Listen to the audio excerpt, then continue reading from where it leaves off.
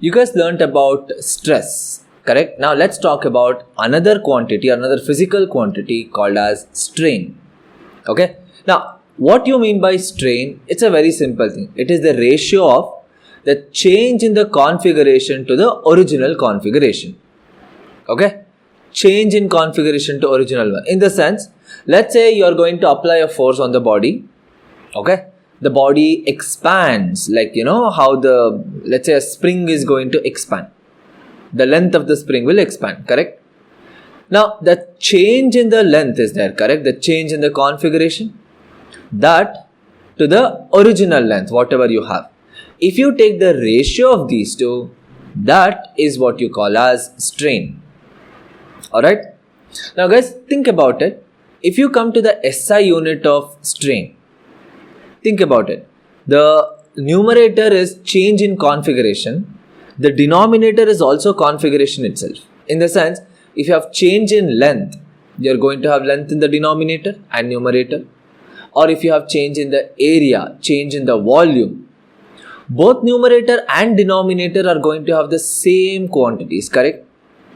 So, strain is that physical quantity which has no units.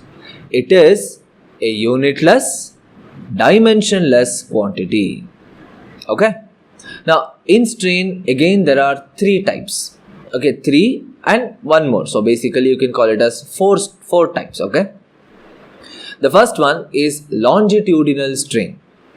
Now, the name itself suggests longitudinal strain. That means the length you are going to change, or the length of the body is going to change, correct? And you're going to take the ratio of the change in the length by the original length. So mathematically, longitudinal strain is equal to change in the length by original length, which is delta L divided by L. This is what we call as longitudinal strain. The next one is volumetric strain. See, volumetric strain in the sense what? You are going to change the volume, correct?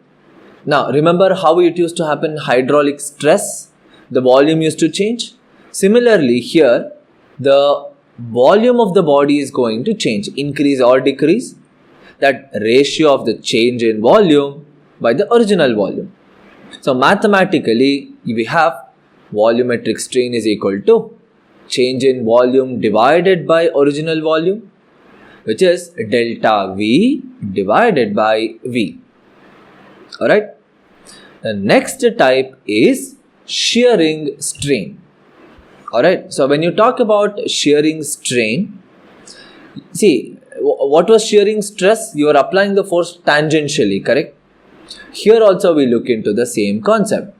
Alright. But here, remember, you are talking about strain here. The change in configuration. Because whenever you apply a shearing force on the body, volume remains the same, but shape is going to change, correct? This is the concept what we are using in understanding the shearing strain. Alright?